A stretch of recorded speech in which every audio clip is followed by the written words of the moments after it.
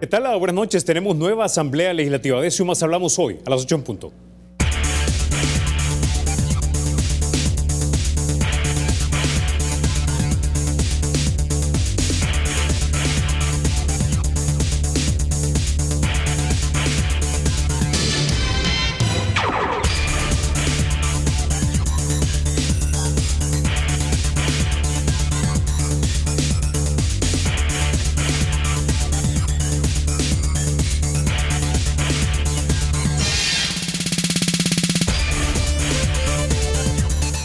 Bueno, este segmento es presentado gracias a Banco Agrícola. Vamos a introducir a nuestros invitados. Esta noche nos acompaña el doctorazo Rafael Lorenzana, a quien ya le levantamos el castigo, dice. Muy buenas noches, encantada de estar con usted. También nos acompaña mi querido doctor Rubén Zamora, ex embajador de El Salvador en Estados Unidos. Y mi querido Alberto Arene, analista y columnista y también productor ejecutivo de el programa Focos. Caballeros, bienvenidos a 8 en punto. Bueno, quisiera que comenzáramos entonces hablando acerca de la instalación de la nueva Asamblea Legislativa. Doctor Zamora, antes de eso, sin embargo, quiero que escuchemos lo que dijeron 3 de los principales diputados que ahora están en posiciones privilegiadas en la Asamblea. Este protocolo, impulsado por Arena y respeta la proporcionalidad en la representación parlamentaria al asignar espacios en la Junta Directiva y comisiones legislativas que no corresponden a resultados de votaciones del 4 de marzo. Este protocolo de entendimiento que solo tienen los intereses de 3 partidos políticos y no los intereses del país. Bien se especifica con toda claridad las reformas que pueden hacerse al reglamento, por ejemplo, para ir reduciendo en cada periodo el tema de los miembros de junta directiva. Doctor Zamora. Ya. Mire, yo leí el protocolo que le llaman protocolo, no sé por qué, porque lo firmaron todos ellos. Lo leí 3 veces, tratando de encontrar algo. Ese protocolo usted lo puede reducir en una frase: hay que cumplir con la ley. Perdóneme, pero hacer toda una campaña electoral y poner 83 personas en esos puestos para que vengan y nos digan lo que vamos a hacer estos 3 años es cumplir con la ley. Lo siento mucho, esto es un vacío absoluto de conocimiento. La Asamblea es la institución en este momento más corrupta que hay en el Estado salvadoreño.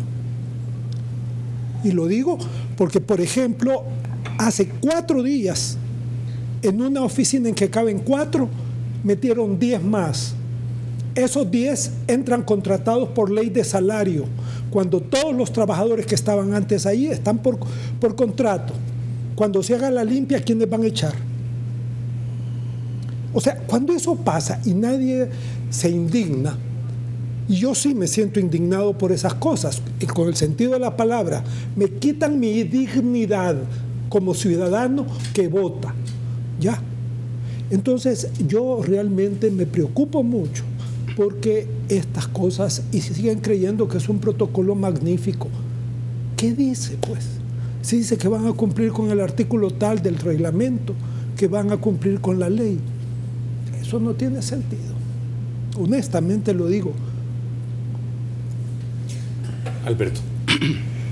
Bueno, aquí hay una alianza de un bloque de 2 y particularmente de 3, Arena, PCN y Democracia Cristiana, y esa alianza ha querido entonces imponerse.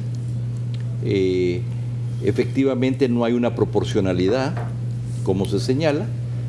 Se supondría que debería haberla en términos de los vicepresidentes, secretarios, pero ahora ellos tienen el poder. En otras ocasiones ese mismo poder lo han ejercido otros. Hay otros aspectos que hay que también considerar. Algunos hubieran esperado que se hubiera reducido más, ¿verdad?, el número de directivos de la Asamblea. Hay que ver también la forma como Arena impulsó a los jefes de comisiones. A mí me parece que esta hubiera sido una oportunidad para que el sector que perdió, llamémosle, más vinculado a la candidatura de Simán, pudiera haber sido integrada. Es una forma de integrar y de reunificar el partido. Pareciera que los que están logrando las presidencias de comisiones son la gente del candidato ganador, ¿verdad? Es posible que Carlos Callejas no se haya metido todavía a esto, pero eso puede tener repercusiones porque al mismo tiempo le está hablando de la reunificación de su partido. ¿Repercusiones? ¿Por qué? Las repercusiones es que tenés un partido dividido y él ha hablado de reunificación del partido, pero entonces si pones a tu misma gente porque le debes favores y no tenés presente a otros posibles candidatos para jefe de fracción, bueno, el caso de, creo que se llama Reyes, el nuevo jefe de fracción de Arena, ¿verdad? Que además hay algunos señalamientos, pero sobre él de probidad, entiendo yo, pero la otra alternativa era el doctor Cabrera Candray, ¿verdad? Que tenía mucho respaldo. Entiendo que en la medida que Cabrera Candray se identificó más con Javier Simán, entonces eso tiene costos. Bueno, ese es otro comentario que ya tiene que ver con Arena, ¿verdad? Hay otros temas que tienen que ver como es que, por ejemplo, Norman Quijano ha anunciado que van a tener mayor austeridad, van a ser más cuidadosos del gasto. Si eso que está planteando Rubén es cierto, yo no tengo esa información, bueno, eso como que va en contradicción, ¿verdad? O, por ejemplo, es posible que Arena quería mayores recortes, sobre todo en los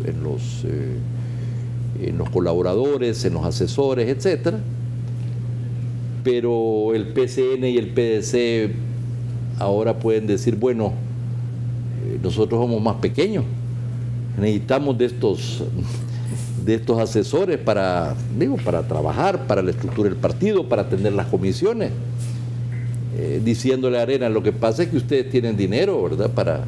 O sea, no dependen solo de los recursos de la Asamblea. Estos son elementos, dijéramos, de las a veces contradicciones internas que pueden surgir.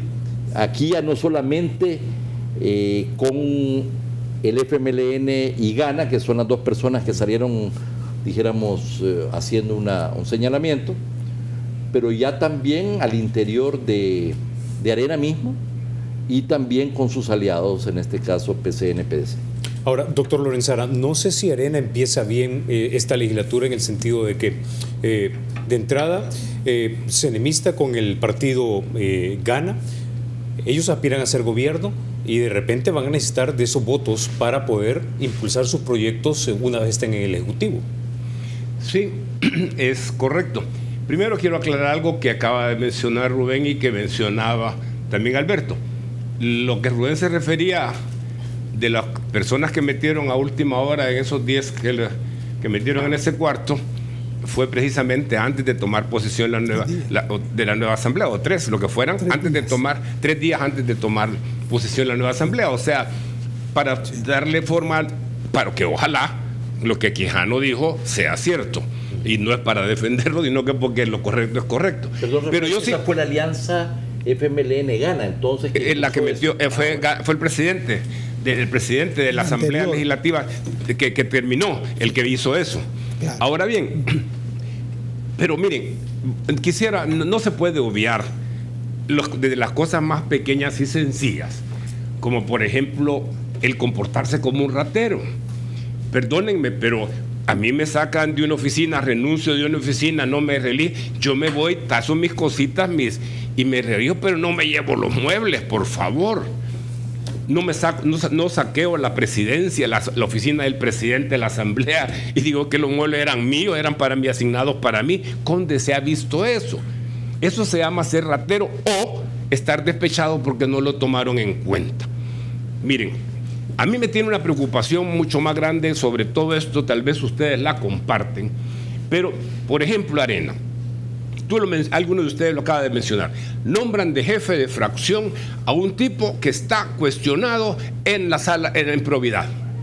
casos que no han salido porque la cuestión ahí la han venido manejando, que no dejan salir los casos donde están cuestionados un montón, no solo él, pero también el que está llorando ahora, porque después de que él se comportaba como el garbo que se comportaba como presidente de la Asamblea y miembro de Gana, hoy está llorando porque no le han dado hueso, no le han dado importancia y está queriendo chantajear con eso, que ya voy a hablar de eso. Pero el problema para mí es que, miren, tenemos a las puertas la elección de la Sala de lo Constitucional. Imagínense ustedes que personas que están cuestionadas, como el jefe de fracción de Arena, van a ser de las personas que van a decidir quiénes son los que los van a enjuiciar, los que van a pasar de probidad a la fiscalía los casos. Yo no puedo acusar de que no lo van a hacer bien, pero como ser humano pensante me sale a mí de que una persona que está cuestionada, que yo sé que si voy a poner a una persona honesta que me va a llevar Judas con él, voy a tratar de ver cómo hago, ¿verdad? Y no solo, hay varios. Ahí está el señor Cardosa, que bueno, ya lo dejaron de la fiscalía por el momento libre. Hay un montón de diputados entonces, pero esos tienen en su poder ahorita el elegir a la Sala de lo Constitucional. Y eso puede variar el peso de la Corte Suprema de Justicia. Luego viene lo del fiscal, pero en lo inmediato me preocupa tremendamente eso. Entonces, si le doy el beneficio de la duda al nuevo candidato de Arena, a Callejas, que no tuvo nada que ver en la elección de esto, si se lo doy el beneficio de la duda, no se lo doy al COENA, porque como el COENA viene y ve que sus diputados colocan de jefe de fracción a una persona cuestionada que ya antes estuvo cuestionado también por un problema de otro tipo, y lo ponen a él al frente.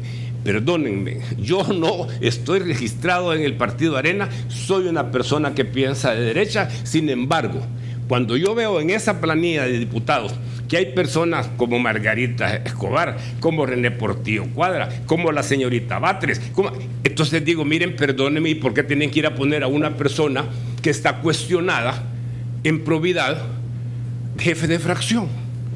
¿Cuál es la gana de estarse poniendo en contra? Y la población que no acaban de ver lo que le pasó al frente en las elecciones pasadas. Si es que la gente una cosa no quiere ya, estamos hartos, y puedo decir con propiedad, porque ahí están las encuestas, es de la corrupción, hombre.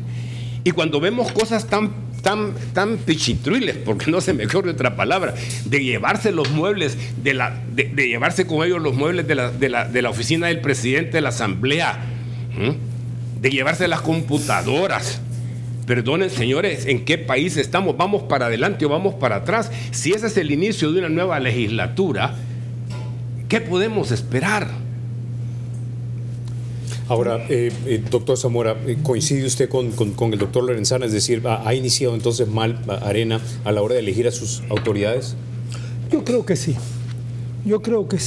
pero yo insisto, el problema, y el doctor Lorenzana lo ha estado diciendo y lo comparto plenamente, es un problema de corrupción. Yo voy a poner otro caso porque a mí me gusta hablar en concreto. A raíz de este problema de que el señor el expresidente se llevó todos sus tiliches para otra parte, ¿verdad? Y que, por cierto, dicen que están a nombre o al servicio de otro diputado.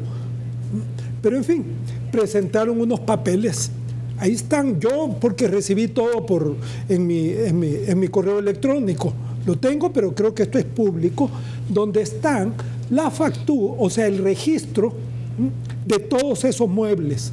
Y me voy encontrando lo siguiente: unos sillones, 3.420 valor de compra, valor en libro, 340. Y todito tiene el precio de compra y solo el 10% el precio en libros. ¿Qué significa eso? Clarísimamente, si algo de eso se pierde, el que vale es el precio en libros. Eso es corrupción. Porque eso es decirle al diputado, al funcionario público, robe, porque usted va a pagar el 10% de lo que vale todo. Ahí está por escrito, basta con verlo. Y yo creí que era un error en la primer número, pero cuando voy viendo y que es matemáticamente el 10% nada más del valor de compra, el valor en libros, no tienen que pagar impuestos para cambiar el valor en libros para que no les caiga el impuesto. No, esto es del gobierno. Pero esto es estar defraudando al gobierno. Es defraudarnos a nosotros, nuestro dinerito que nos cobran en los impuestos. Porque con eso se ha comprado en $3,000 y pico unos sillones ahí para que estén en el salón del presidente y que ahora parece que valen $340. Sí. Alberto, tiene la última palabra en este punto. Pero estamos hablando de que lo compró el Estado, la Asamblea Legislativa, con fondos públicos. Y se supone que esos muebles se los van a llevar a nivel privado. Si se pierden o se arruinan o se quiebran, los tiene que pagar el funcionario que ha estado. Por ejemplo, a mí en Cancillería, ¿verdad?, me ponen un teléfono el día en que yo lo pierda, tengo que pagar el valor de él, porque por el valor que cobraron o que pagaron está en libros. Eso es una práctica normal, precisamente para poder... Si usted quiere, póngale que cada año se le pone el 5% de depreciación, pero en estos casos de poner el 90%. Pero aquí estamos hablando de que se llevaron de la oficina de la presidencia los muebles. No, te estoy hablando de que esta es una práctica corrupta. Pero ¿para dónde se lo llevaron? Se lo llevó para su casa. Yo vi una noticia que dijo que ahí estaba en la bodega. Sí, yo leí la noticia, pues, pero que te quiero decir cómo es posible. Eso es propiedad del Estado y esto debe de quedar para el mismo funcionario que llega. Me imagino yo que el presidente de la Asamblea va a hacer algo al respecto, ¿no? Comprar nuevos. Esperaríamos. Ahora, realmente es irritante tener que estar hablando de esto. Qué tristeza. Fíjate de lo que estamos hablando. Pero imagínate tú, por ejemplo, ahora están protestando. Y como la memoria, según algunos de ellos, es corta, tal vez para algunos de sus correligionarios, pero a nosotros que nos fijamos en lo que está pasando en este país, ¿cómo ahora vienen a protestar de que sí quisieron un protocolo que está amañado, que dejaron afuera, que no me dieron? ¿Y qué hicieron hace 3 años, por Dios santo? No hicieron lo mismo, ¿ah? Exactamente lo mismo, y ahora vienen a quejarse porque se los hicieron a ellos. Ahora, el problema no es que esté justificando, porque a mí esas cosas no me pasan, de que papo, como lo hicieron ellos, lo vamos a hacer nosotros. Ya basta. Miren, pasaron que Arena, los 20 años de Arena, y ahora los 10 años del Frente. La misma cuestión que se acusan uno con el otro. No son las ideologías, no son los partidos políticos, son las personas, desafortunadamente. Y el común denominador es que todos esos sinvergüenzas de que todos se señalan son salvadoreños. Y desafortunadamente también para la Asamblea se señalan a los pícaros, y ahí hay un montón de gente buena. Yo me imagino, por ejemplo, bueno, no me imagino, lo conozco, lo conozco desde que éramos jóvenes, jugábamos básquetbol juntos con el ¿cómo se llama? El Chato Vargas. Después de haber pasado por todo lo que pasaron y sentarse en esa asamblea, le han de dar náuseas, por Dios santo. Después de una guerra que se llevó en este país y que tuvieron tanta gente y son testigos de tantas cosas, y yo sé con todo lo que haya sido en la dictadura militar, pero conozco al Chato Vargas, una persona correcta, íntegra. Sin embargo, estar pasando por todo eso y ver que le ponen de jefe de fracción a una persona que está cuestionada, ¿cómo yo por lo menos me pongo en el lugar y cómo me sentiría de que eso me suceda? ¿Ah? Okay. Entonces, señores, y todavía venimos a hablar de los muebles, que realmente es vergonzante esta situación. Ok, con ese vamos a la pausa. Cuando regresemos hablamos acerca de austeridad en la Asamblea Legislativa, si es que verdaderamente la hay. Ya volvemos.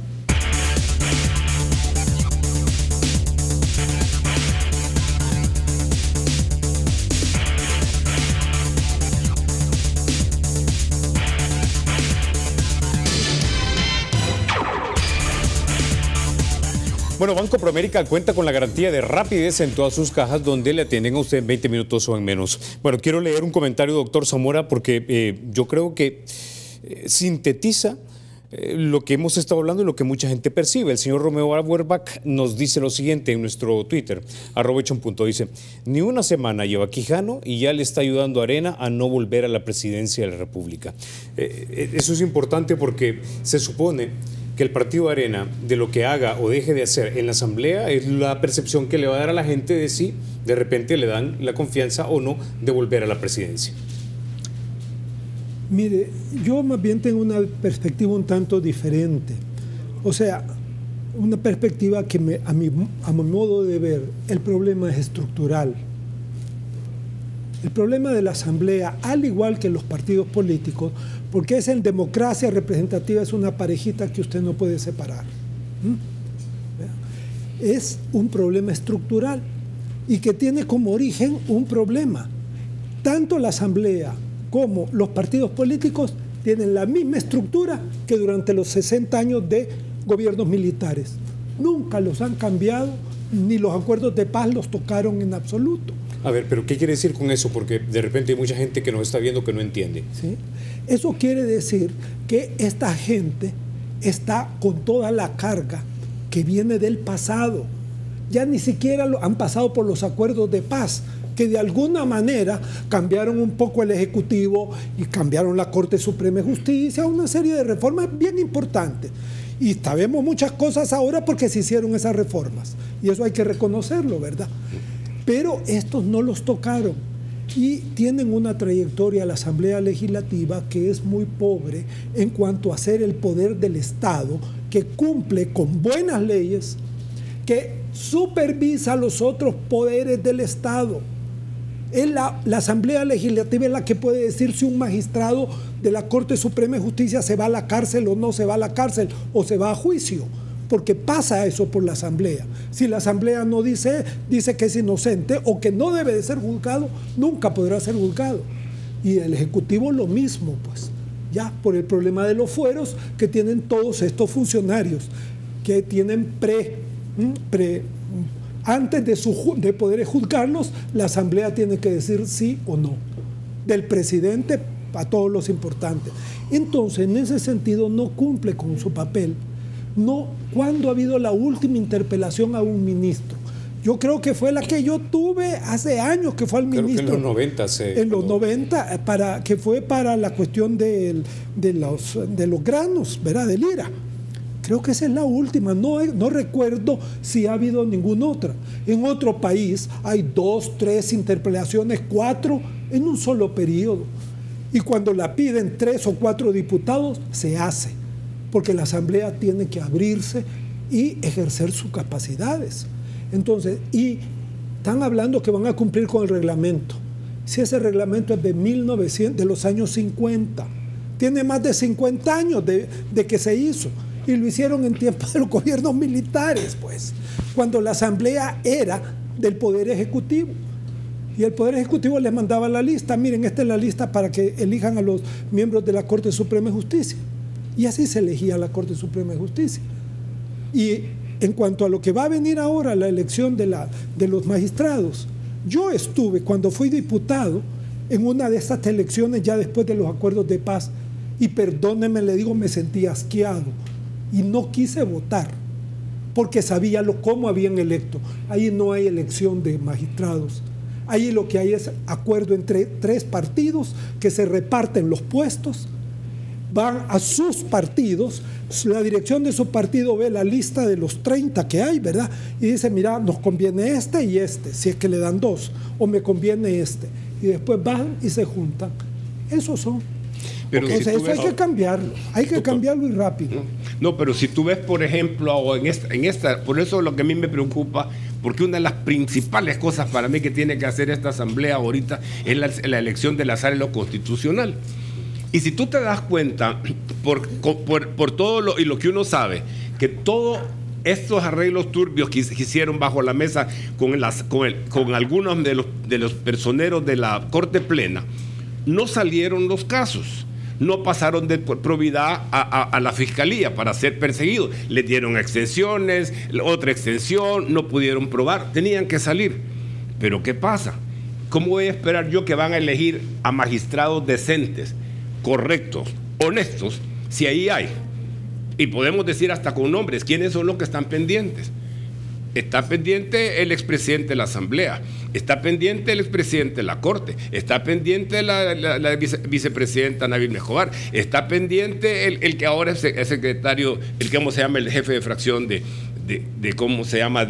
de Arena, están pendientes del señor Gallegos, están pendientes de todos los partidos políticos que tienen en probidad algo que sacar. Entonces, por favor, díganme que soy mal pensado, pero ¿cómo voy a esperar que vayan a elegir una sala constitucional correcta si ahí tienen hierros en ese fuego, tienen todos los partidos? Esa es mi duda. Entonces ahí en la ciudadanía lo que nos corresponde es estar vigilantes, porque si los partidos políticos tuvieran tenido un poco de decencia, no llevan a elección para diputados a personas que estaban cuestionadas en probidad, precisamente porque esas personas son las que van a elegir a los nuevos representantes de la Corte Suprema de Justicia. Entonces, ¿qué voy a esperar? Se van a meter, ahí hay unas personas, si son capaces de llevarse los muebles de la Asamblea, imagínense ustedes de lo que no pueden ser capaces. Alberto. Vamos a ver. Yo no veo ninguna posibilidad de que la iniciativa de reforma venga de los partidos ni de los diputados que pertenecen a estos partidos. Ya hemos hablado, y Rubén lo vuelve a tocar ahora, cómo la Asamblea Legislativa y los partidos, es decir, el sistema de partidos y la Asamblea tienen problemas muy serios que vienen de hace varias décadas. ¿Qué hacer entonces al respecto? Bueno, yo creo que hay que ir con problemas. Hay una responsabilidad de la sociedad civil y sobre todo de políticos con mucha experiencia sobre esto, políticos pero que no tienen cargos públicos. Rubén sería uno que además ha pensado estos temas, pero hay otros, para entrar en una reforma. Corresponden reformas en la misma Constitución, es un tema de reglamento, es un tema también de cultura política, y entonces hay que probarlo, pues. Yo creo que se necesita toda una iniciativa de transformación de la Asamblea y de los partidos mismos, ¿verdad?, para ponerlos a tono al siglo XXI, a la democracia, a la institucionalidad. Como ya hemos dicho, la avanzada del Parque Jurásico son los partidos políticos. Es que ahí no ha sucedido absolutamente nada, ¿verdad? Y este es el eslabón más débil de la democracia. Y un sistema, por definición, es tan fuerte como lo es su eslabón más débil. Pero en el caso de los partidos es el origen de la debilidad y del retraso de todas las instituciones democráticas, porque ahí se eligen a los diputados, ahí se eligen a los magistrados de la Corte de Cuentas, de la Sala de lo Constitucional, ahí se eligen a candidatos que después son presidentes, que son alcaldes, que son miembros de los consejos municipales, ¿no? Esta es la institución madre, por así decirlo, de la democracia. Y sin embargo, la ciudadanía, los medios de comunicación, los analistas, ¿no?, nadie se ocupa de ellos. Han quedado en la más absoluta impunidad por décadas. Aquí hablamos de cualquier reforma, que si de la Corte de Cuentas, que si del sistema judicial mismo, servicio civil. El servicio civil, de cualquier cosa. De lo que está prohibido hablar es de la reforma de los partidos políticos y de la Asamblea Legislativa. Terminantemente prohibido. Y eso incluye a los medios de comunicación, ¿verdad?, ¿no? Es que son intocables. Y esa es la fuente, en última instancia, de todo. La comunidad internacional, por cierto, que tiene muchos programas de apoyo a la democracia y la institucionalidad. En algunos momentos han habido algunas iniciativas, pero en general tampoco. Entonces, frente a este estado de cosas, no hay posibilidades de cambio. Y entonces yo creo que la discusión, y puede ser el objeto de otro programa, es decir, bueno, y sobre todo a la gente más formada y experimentada, ¿qué se puede hacer? Vamos a ver, Rubén, ¿qué estás planteando respecto a la reforma de la Asamblea, respecto a la reforma de los partidos? Además, miren, aquí no nos vamos a inventar el agua tibia, esto ha sido estudiado a nivel internacional, ¿no? Esto ha sido, por ejemplo, en el NDI, el Instituto Nacional Demócrata, donde yo trabajé en algún momento como representante, está lo que se llama el triángulo de las mejores prácticas. Es un triángulo de reforma y modernización de los partidos que te dice, por un lado, están los temas de transparencia y probidad. Por otro lado está el tema de democracia interna, y en el otro dijéramos, lado del triángulo están todos los temas de ir al encuentro de otros sectores sociales, mujeres jóvenes y diversos sectores sociales. Si un partido político se mete en serio a transformarse bajo esos 3 criterios, que son muy concretos, ¿verdad? Y hay hay planes para eso. Bueno, hay más posibilidades que un partido se transforme. Hay otro aspecto, por supuesto, que tiene que ver con la visión del país, con los cambios. Es decir, ¿cómo vas a creer, verdad? ¿Cómo vas a creer frente a un país emproblemado como el nuestro, verdad? Porque tenemos problemas muy serios, que gente con muy poca formación, que no estudia, y además no hay planes de discutir temas de país en los partidos. Sí. Eso se discute afuera.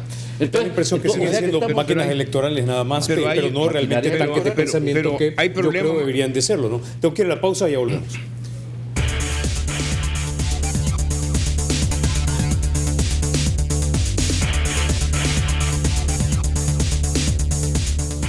Bueno, gracias por continuar con Concho en Punto. Creo que escuchamos lo que dijo el actual alcalde Ernesto Mason y el alcalde saliente, Nayib Bukele, cuando estaban hablando acerca de la deuda de la comuna y lo que está pasando en la alcaldía. Escuchemos. La deuda financiera y a proveedores de la municipalidad, pero también hay obligaciones a largo plazo que son una especie de una deuda disfrazada que anda por el orden de los 180 millones de dólares también. Es decir, es menos de la mitad del presupuesto de un año. Es decir, que si la alcaldía quisiera pagar toda su deuda, solo tiene que amarrarse el cincho un año y la paga toda. Entonces, es bueno, de hecho Fitch Ratings nos ha categorizado a la alcaldía como A+. Doctor Lorenzana. Mire, precisamente ese caballero se me olvidó, junto con el vicepresidente de la República, de los que están cuestionados en probidad, el señor Bukele. ¿Qué va a pasar, por ejemplo? Y ahí es donde yo quisiera que la ciudadanía recapacite. Mire, yo tengo ningún interés en defender ni a Gerson Martínez, ni a Carly Calleja, ni a ninguno de los candidatos que van. Quisiera que escogiéramos el mejor, porque vuelvo y repito, no es situación de partido, es la personalidad, es el individuo que tenemos que valorar. Vean, por ejemplo, el caso del señor Bukele. El señor Bukele para mí es un producto del fraccionamiento del sistema democrático o de partidos políticos como lo hemos tenido. ¿Qué es lo que pasó en Venezuela? Llegó un momento que la gente se hartó y dijo, pues ahí viene Hugo Chávez y miren a dónde está Venezuela. Nosotros venimos con unas personas ahora. Estoy hablando y criticando que se metieron de diputados algunas personas que están cuestionadas en probidad. De acuerdo, la ley no les ponía paro, pero los ciudadanos sí podemos. Este señor está cuestionado en probidad por 800 y pico mil dólares. Y solo ha servido en una alcaldía chiquita, y ahora que es San Salvador, que según dicen ahí, lo que ellos dicen, lo dejan con una deuda muy grande. Entonces, y todavía usted viene y le va a dar de premio el país, para que hagan lo que vino a hacer los otros que nos hemos quejado, como Mauricio Funes, un Tony Saca, que todos nos quejamos, y venimos y queremos hacer lo mismo. Es el tiempo que nos podamos poner a pensar que necesitamos las personas capaces en este país, personas que tengan idóneas, personas que tengan un pasado limpio y que tengan las manos limpias y estén dispuestos y aprobados que la van a mantener. Porque Tony Saca decía, sí, mire, yo tengo las manos limpias cuando hizo la campaña. Pero aquí tenemos que ser más, los ciudadanos tenemos que ser más cuidadosos con nuestro voto. Porque lo que estaba diciendo Alberto, que hay que cambiar, sí, hay que cambiarlo. Pero los diputados lo van a hacer. No lo van a hacer así, no lo van a hacer si no tienen la presión nuestra. La última forma de presión que hubo en este país fue para el decreto 743, que salimos miles de gente a la calle. ¿Y salimos por qué? Porque estábamos viendo lo beneficioso que estaba haciendo la sala y lo que quería hacer el gobierno de Mauricio Funes. Ahora bien, ahora también tenemos que ponernos vigilantes qué es lo que queremos. Y no por despecho, que me cae mal el frente, entonces voy a votar por Nayib, o me cae mal Arena y voy a votar por Nayib. ¿Y qué ofrece Nayib? Yo no tengo absolutamente nada con el caballero, pero lo que él ha mostrado y está cuestionado, si estuviera Carlos Callejas o Gerson Martínez o Hugo Martínez cuestionado, igual lo estaría diciendo. ¿Cómo vamos a poner una persona que ya sabemos de antemano, que aunque no ha sido vencido en juicio, porque eso es cierto, pero ya a probidad, no ha podido deshacer esa prueba que le han sentado de probidad, y probidad y en la sala, en la Corte Plena, se han entrampado las cosas y no van a salir. Pero los ciudadanos tenemos derecho a pensar qué queremos por nuestro país, qué queremos para nuestros muchachos. No me dejará mentir Rubén, que en los tiempos aún aquellas cosas, ¿cómo se llama?, dictadura militar, aquí se construían escuelas. Ahora, ¿dónde se construyen escuelas? Están cayendo, no hay baños. Y le digo porque me consta de muchas escuelas. Entonces, nosotros tenemos que empezar a cambiar lo que queremos de país y no tanto ponernos a pelear por ideología, sino que fijarnos en las personas, fijarnos en la calidad de personas que queremos. Ok, ahora entonces voy a esta preguntita, voy a poner on the spot, mi querido Alberto, y es, ¿tú crees que el señor Bukele es la persona que necesitamos para ser presidente? Ese es un tema que deberíamos de discutir en otro programa. Y aquí, por ejemplo, la pregunta es... No voy a... La pregunta aquí es si lo que estamos hablando es sobre el tema de las finanzas públicas de la alcaldía, o si lo que estamos hablando es quiénes son, a partir de su ejercicio de gobierno, las personas más adecuadas para ser candidatos y eventualmente ocupar un cargo público, ¿verdad? Porque aquí como que estamos mezclando ambas cosas. Respecto al tema de la deuda, mi pregunta es ¿por qué hasta ahora están saliendo esta información sobre la deuda si los representantes de Arena han estado representados en el Consejo Municipal, ¿verdad? ¿Es que no tuvieron acceso a esa información? ¿Es que no les corresponde por ley tener acceso? ¿Es que no exigieron, ¿verdad?, tener acceso a esa información para analizarla? Porque ¿cómo es posible que necesitemos que llegue el próximo alcalde para que esto se señale? No quiere decir que no hayan habido señalamientos antes. Entonces yo no puedo dar una opinión sobre esto.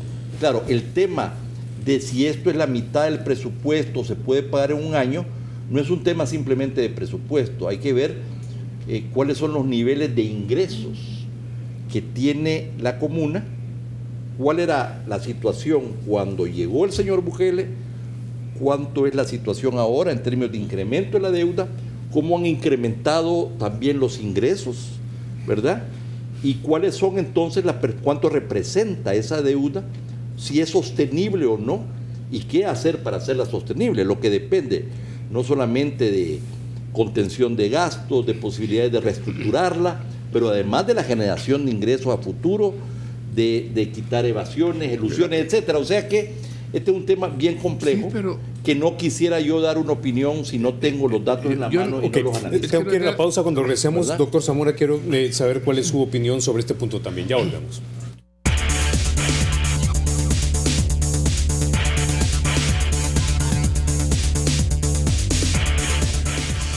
Bueno, vamos a tener 7 minutos en este segmento, así que nos vamos a tener que apurar. Pero usted tenía algo que decir sobre las palabras que dijo el exalcalde Bukele. Pues mire, yo realmente las veo. El exalcalde nunca debió de haber dicho eso, porque está frente al pueblo, y al pueblo no se le puede engañar de esa manera tan burda. Si él dice, mire, no es problema, porque es la mitad del presupuesto, en un año lo puede pagar. Si se pone a hacer eso el alcalde, tiene que echar a la mitad de los empleados, tiene que parar la mitad de todas las obras, ¿verdad?, durante un año. ¿Ah? ¿Eso es posible hacerlo? No, no es posible. Por lo tanto, no se le puede decir al pueblo eso, porque mucha gente, a ver, pues, no es problema. Es un problema serio el endeudamiento, no solo del gobierno central, sino de muchas alcaldías. Ahora, para juzgar la cuestión de Nayib, si él es el que ha metido esta cosa o no, primero dígame cómo le dejó la deuda la anterior, que era del partido Arena, en cuánto la ha aumentado él, ¿verdad? Y tercero, cómo va a ser el nuevo para tener espacio para hacer obras, porque tiene que hacer obras.